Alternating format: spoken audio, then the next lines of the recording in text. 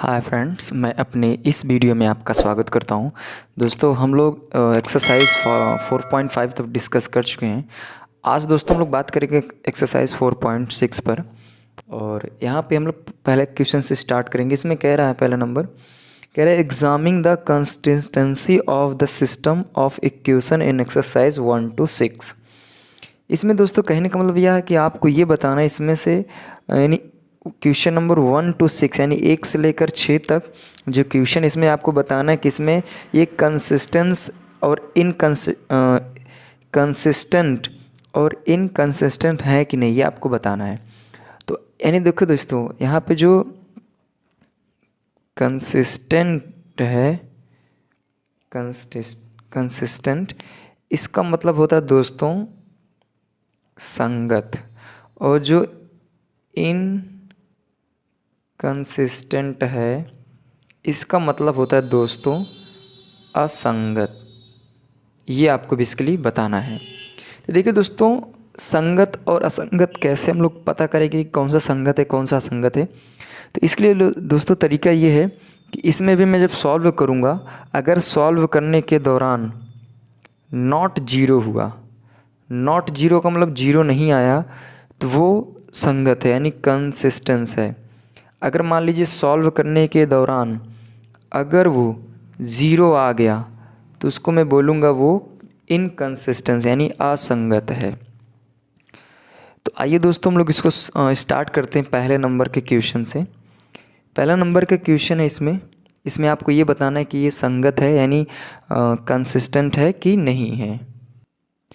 देखिए दोस्तों, ये सवाल नंबर फर्स्ट है और इसमें मुझे बताना है। तो देखिए ध्यान ये रखना है आपको दोस्तों, जब इसमें नॉर्मली सिर्फ कंसिस्टेंस और इनकंसिस्टेंस की बात करेगा तो यहाँ पे जो बराबर की इधर साइड है इनको मैं ध्यान नहीं दूंगा। यहाँ पे जो यक्स और वाई के जो कोफिशिएंट है मैं उन्हीं को ध्यान दूंगा। इनको मैं दोस्तों मैट्रिक्स के फॉर्म में पहले लिखूँगा।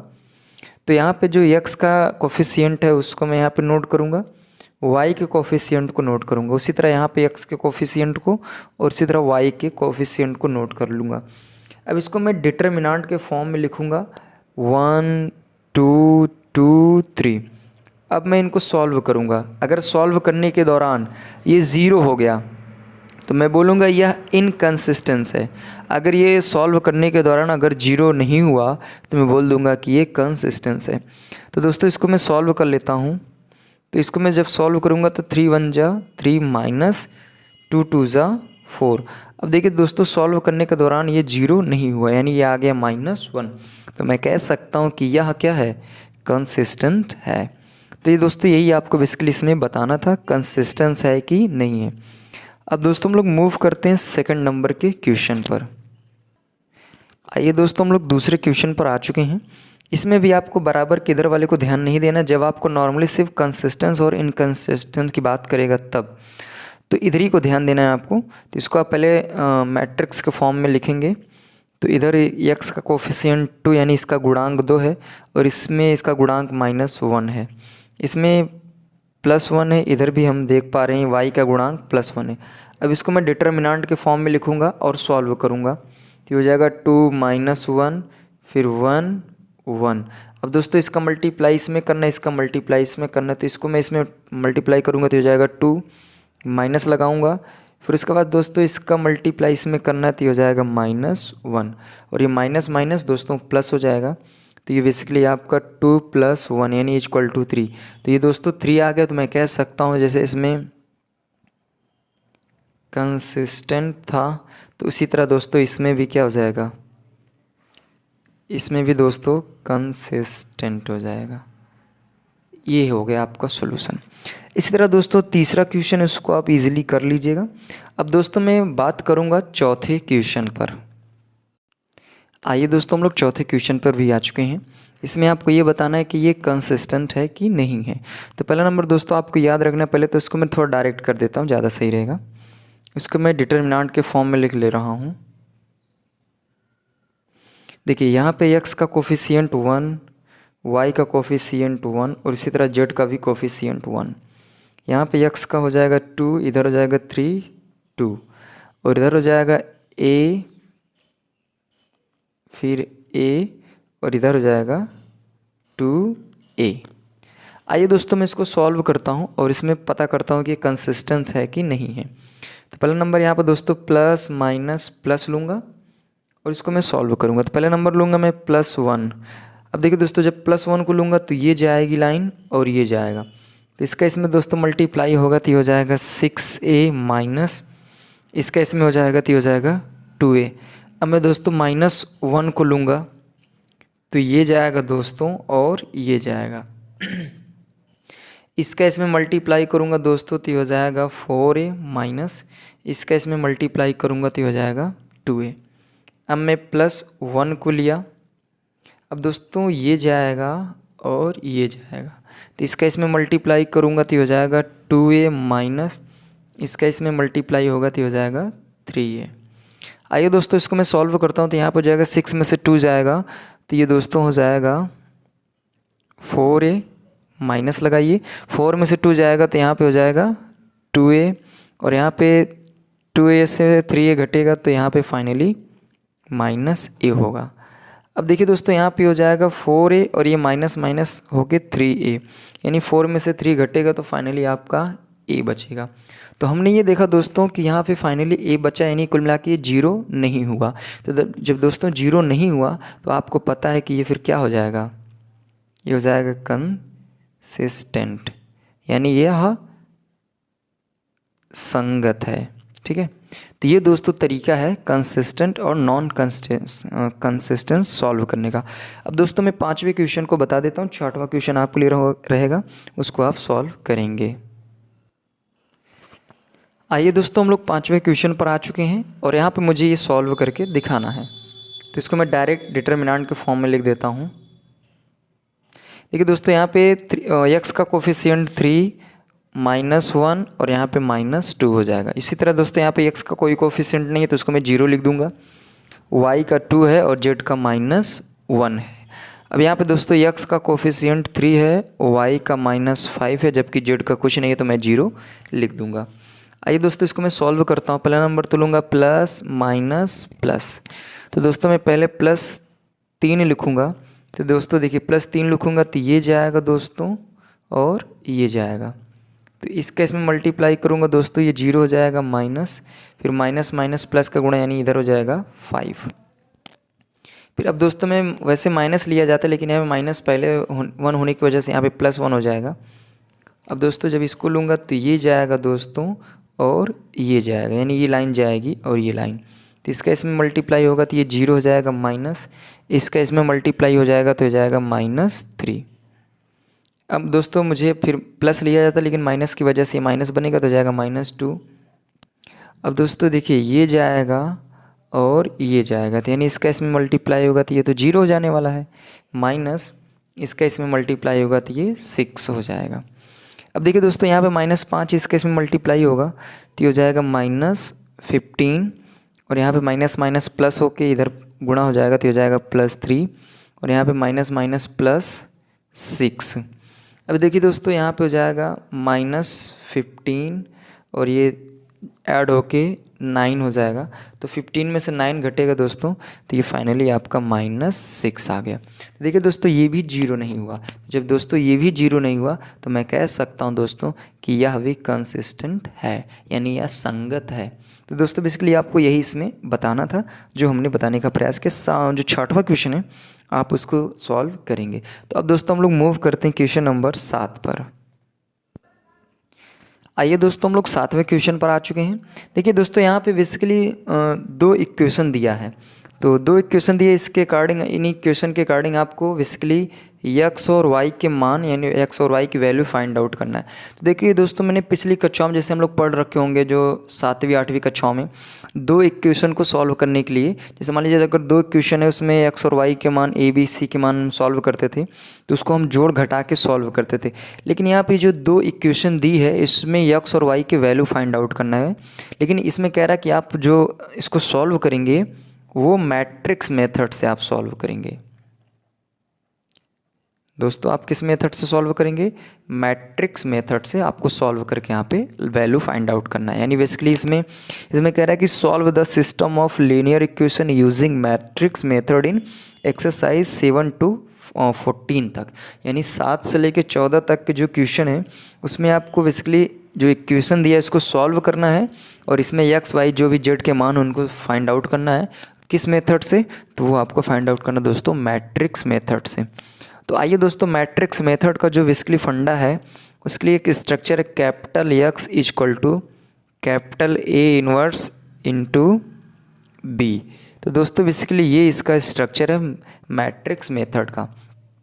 अगर दोस्तों यहाँ पे एक्स और वाई दो ही लोग हैं तो यहाँ पर जो कैपिटल एक्स होगा इसका मान हो जाएगा दोस्तों एक्स और वाई हो जाएगा। यदि दोस्तों अगर एक्स और वाई दिया रहेगा तो एक्स का मान एक्स और वाई हम लिखेंगे। और यहाँ पे दोस्तों पहले तो मुझे अब यहाँ पे ए इनवर्स निकालना है, तो ए इनवर्स निकालने के लिए आपको ए की वैल्यू पता होनी चाहिए। देखिए दोस्तों, ए की जो वैल्यू होगी वो बेसिकली यहाँ जो एक्स वाई के गुणांक हैं यानी जो कोफिशिएंट वही होंगे उनके। तो यहाँ पे एक्स का कोफिशिएंट 5 है तो यहाँ हो जाएगा दोस्तों 5, और यहाँ पे वाई का 2 है तो यहाँ हो जाएगा दोस्तों 2, और इधर 7 है इधर 3 है, तो ये बेसिकली दोस्तों ए के मान हो जाएंगे। अब यहाँ पे बात आती है बी की, तो जो बी की वैल्यू होगी तो बराबर को जो इधर साइड में है वही बी के वैल्यू होंगे। तो इधर है 4 और 5, तो ये दोस्तों बेसिकली ए बी और यक्स के मान हो गए हैं। तो आइए दोस्तों, पहला नंबर तो हम यहाँ पे ए इनवर्स फाइंड आउट करना है। तो आपको पता है कि ए इनवर्स कैसे निकाला जाता है। तो ए इनवर्स बराबर होता है A D J A upon determinant A. तो आइए दोस्तों, पहला नंबर इसको मैं सॉल्व कर लेता हूँ। तो हम आपको बताया थे कि ए डी जे कैसे निकाला जाता है। अगर दोस्तों मुझे ए डी जे ए निकालना है तो यहाँ पे जो ए है इसको मैं उलट फेर कर देता हूँ। जैसे मान लीजिए इसको मैं इधर, इसको इधर, इसको इधर, इसको इधर, तो यहाँ हो जाएगा दोस्तों 3 5 और 2 7। और मैंने बताया था कि इस तिरछी लाइन में साइन चेंज हो जाता है। अब दोस्तों करना क्या है, फिर इसके बाद इसका मैं ट्रांसपोज कर दूंगा। तो इसका मैं दोस्तों जब ट्रांसपोज कर दूंगा तो ये फर्स्ट रो फर्स्ट कॉलम बन जाएगा, यानी 3 -7 और -2 5। तो ये इसका दोस्तों बेसिकली आ गया ए डी जे। अब मुझे डिटर्मिनांट ए निकालना है। तो डिटर्मिनांट ए निकालने के लिए आपको इसको डिटर्मिनांट के फॉर्म में रखना पड़ेगा। तो ये हो जाएगा बेसिकली ये 5 2 7 3। दोस्तों इसका इसमें मल्टीप्लाई करूँगा तो हो जाएगा 15 - 14, यानी सॉल्व होके फाइनली आपका 1 आ गया। अब आइए दोस्तों इसको मैं सॉल्व करता हूँ। अब मुझे निकालना है बेसिकली ए इनवर्स। तो ए इनवर्स में पहला नंबर ए डी जे ए, तो ए डी जे ए का मान ये है। तो यहाँ पर हो जाएगा 3 - 2 -7 और 5 अपॉन डिटर्मिनांट ए। तो ए का मान 1 है। अगर इसमें 1 में डिवाइड करेंगे तो ए इनवर्स का जो वैल्यू फाइनली आएगा वो यही आएगा, यानी 3 - 2 -7 और 5 ये आएगा दोस्तों। अब क्या करना है दोस्तों, यहाँ पे अब मैं फाइनली अब इस पे आता हूँ। तो यहाँ पे जो कैपिटल एक्स है इसका मान हो जाएगा दोस्तों एक्स और वाई।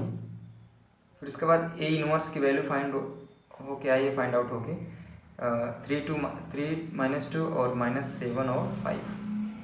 फिर इनटू में जो v की वैल्यू है दोस्तों, v की वैल्यू है 4 और 5। अब क्या करना है दोस्तों, यहाँ पे जो वैल्यू मिली है मुझे, इसमें मुझे इसका मल्टीप्लाई कर लेना है। तो दोस्तों इसका मैं मल्टीप्लाई करूँगा तो ये हो जाएगा 3 2, इसका मल्टीप्लाई इसमें होगा तो ये हो जाएगा 3 4 12 प्लस इसका इसमें मल्टीप्लाई होगा तो ये हो जाएगा -10। अब इसी तरह दोस्तों इनका मल्टीप्लाई इसमें फिर करना है तो इसका इसमें हो जाएगा तो ये हो जाएगा -28 प्लस और 5 5 का गुणा 25। अब दोस्तों क्या करना है, मुझे आगे मूव करना है एक्स और वाई इज इक्वल टू, देखिए यहाँ पे ये 12 और ये -10, यानी ये घटेगा तो हो जाएगा 2, और ये -28 और यहाँ पे 25 ये घटेगा तो हो जाएगा -3। अब देखिए दोस्तों अगर मैं इसको कंपेरिजन करूँगा तो x के इक्वल में 2 है और दोस्तों y के इक्वल में -3 है। तो बेसिकली आपको मैट्रिक्स मेथड से x और y के वैल्यू फाइंड आउट करना था, जो हमने आपको सॉल्व किया। देखिए दोस्तों ये ज़्यादा कठिन नहीं है। पहला नंबर तो आपको जो मैट्रिक्स का जो रूल है वो है capital X equal to A inverse into B. तो आपको ये ध्यान रखना है, अगर एक्स वाई जेड 3 वैल्यू दी हैं, तो एक्स के जो मान कैपिटल होंगे वो एक्स वाई जेड हो जाएंगे।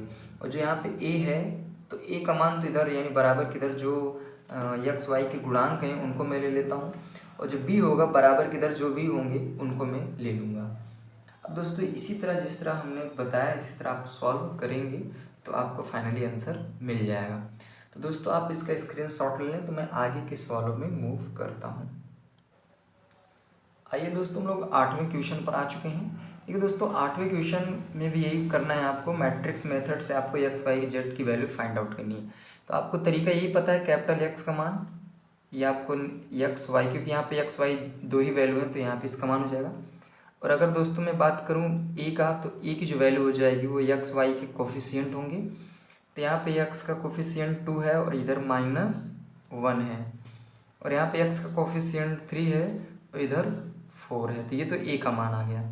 अब इसी तरह दोस्तों अगर मैं बी का मान निकालना चाहूँ तो बी के मान में यानी जो इधर के होंगे यही आपके बी के मान होंगे, यानी -2 और 3। तो दोस्तों इसी तरीके से आपको आगे के सवालों को भी करना है, यानी इसमें आपको मैं एक सवाल और बता देता हूँ। इसमें आपको capital X equal to A inverse into B इसी तरीके से लिखना है। तो यहाँ पे आपको पहला नंबर तो ए इनवर्स निकालना पड़ेगा। तो ए इनवर्स आप जानते होंगे A D J A upon determinant A, तो बेसिकली आपका ये होता है। अब मैं यहाँ से अगर ए डी जे ए निकालूंगा दोस्तों, तो यहाँ पे ए का देखिए यहाँ पे मैं ए डी जे निकाल देता हूँ साइड में। तो ए डी जे पहले इसमें चेंज किया जाता है, इधर हो जाएगा 4 2 और इधर हो जाएगा -1 और 3। मैंने बताया था कि इस लाइन में साइन चेंज होता है, तो यहाँ पे माइनस हो जाएगा दोस्तों, यहाँ पे प्लस हो जाएगा। फिर इसका मैं ट्रांसपोज कर देता हूँ। तो इसका जब मैं ट्रांसपोज कर देता हूँ दोस्तों, तो ये 4 -3 और 1 2 हो जाता है। तो ये इसका ए डी जे आ गया। अब इसी तरह अगर दोस्तों मैं इसका डिटर्मिनांट ए निकाल दूँ, तो डिटर्मिनांट ए आप जानते होंगे 2 -1 और 3 4 ये होता है। अब इसका इसमें मल्टीप्लाई करूँगा दोस्तों, तो ये हो जाएगा 8 माइनस इसका इसमें मल्टीप्लाई हो जाएगा, तो ये हो जाएगा -3, यानी ये ऐड होगा। तो डिटर्मिनांट ए इक्वल टू कितना आ जाएगा दोस्तों, ये आ जाएगा आपका 11। अब दोस्तों सभी की वैल्यू आपको पता है, और यहाँ पे अगर मैं अब ए इनवर्स निकालूँ, तो ए इनवर्स की जो वैल्यू आएगी दोस्तों वो ए डी जे का मान तो आया 2 -1 3 4 अपॉन डिटर्मिनांट ए की जो वैल्यू है दोस्तों वो आई है 11। यानी मैं इसको सॉल्व करूँगा तो ये सभी में 11 का डिवाइडेशन हो जाएगा। तो 2/11 -1/11 इधर जाएगा दोस्तों 3/11 और इधर जाएगा 4/11। अब दोस्तों यहाँ पे ए इनवर्स की वैल्यू पता हो गई, तो आप इसी में अब रख दीजिए। तो इधर यह कैपिटल एक्स का मान हो जाएगा दोस्तों एक्स और वाई इज इक्वल टू, इधर ए इनवर्स का मान तो आया 2/11 और -1/11। उसी तरह दोस्तों यहाँ पे 3/11 और यहाँ पे 4/11, फिर इंटू बी की जो वैल्यू दोस्तों वो है -2 और 3।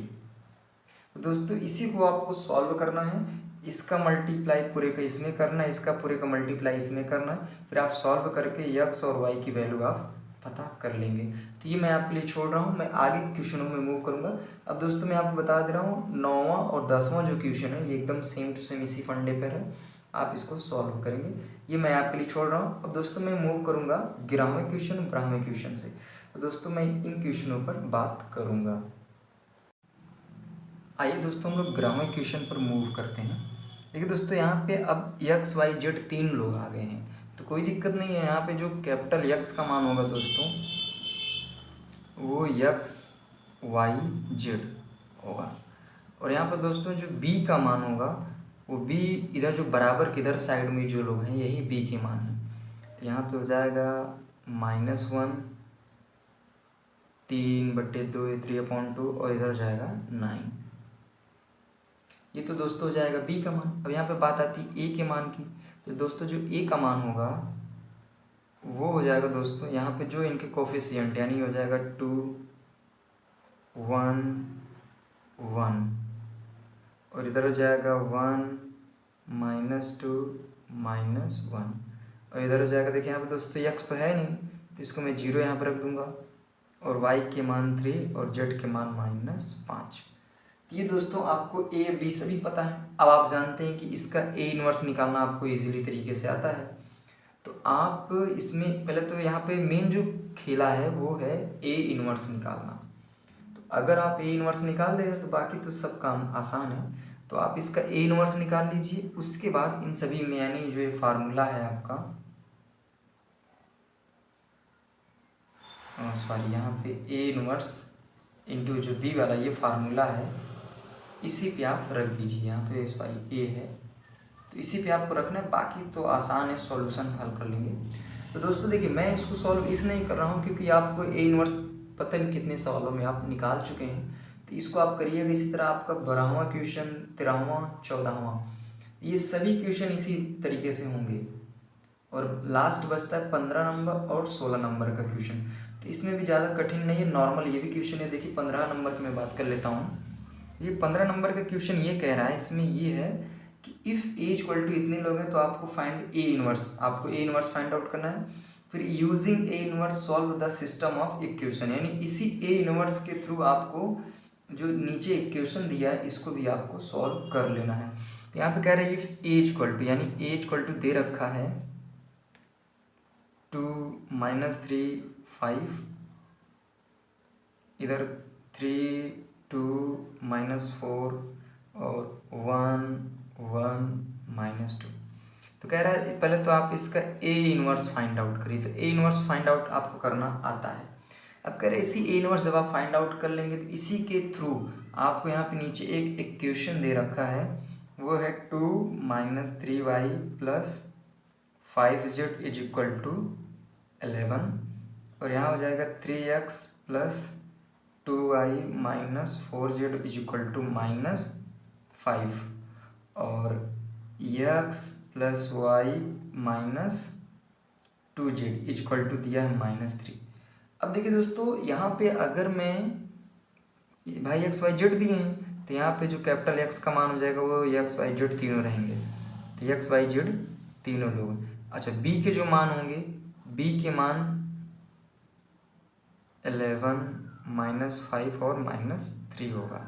अब बात आती है ए के मान की, तो ए के जो मान होंगे इनके कोफिशिएंट हो जाएंगे। तो कोफिशिएंट में आएगा 2 -3 5 3 2 -4 और 1 1 -2। तो शायद आप इसको देखिए और इसको देखिए, दोनों मैच कर रहे हैं। तो यहाँ पे मैं ये कह सकता हूँ, इसको देख लीजिए आप मैच कर रहे हैं, तो इसका जो इन्वर्स होगा वही इन्वर्स इसका भी होगा। तो यहाँ पर जब मैं लिखूँगा capital X equal to A inverse into B, तो यहाँ पे जो आप ए इन्वर्स इसका निकाले रहेंगे उसी को आपको यहाँ पे रखना पड़ेगा, क्योंकि सवाल में ही बोल दिया है कि आपको इसका इन्वर्स यूज करके इसमें समीकरण में आपको सॉल्व करना है। तो यहाँ पे कैपिटल एक्स का मान ये यहाँ पर रखिए, ए इन्वर्स इसका आपको रखना पड़ेगा, इंटू बी के मान इसको रखना है। तो इन्वर्स वाला जो रहेगा इसका मल्टीप्लाई बी में कर दीजिए। फिर यहाँ पे एक्स यहाँ पे जो तुलना होता है कंपेरिजन कर लेंगे, तो एक्स वाई जेड के मान आपको ईजिली पता हो जाएंगे। तो ये सभी क्वेश्चन नॉर्मल है, मतलब सेम एक ही स्टेप एक ही वे में चलने वाले क्वेश्चन है।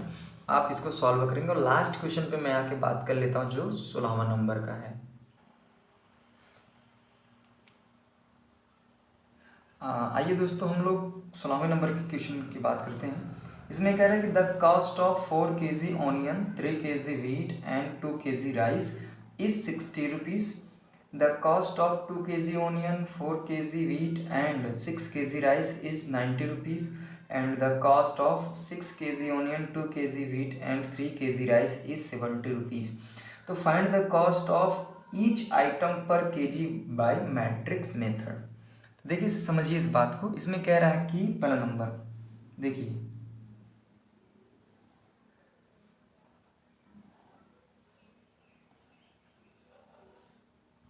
बात को समझिए। इसमें कह रहा है कि 4 kg यानी 4 kg ऑनियन और 3 kg व्हीट, 2 kg राइस, इसका जो प्राइस है दोस्तों वो है 60 रुपीज़। अब इसी तरह दोस्तों दिया है 2 kg onion, 4 kg wheat and 6 kg rice, इसकी जो प्राइस है वो है 90 rupees. And in the same way 6 kg onion, 2 kg rice and 3 kg wheat is the price of 70 rupees.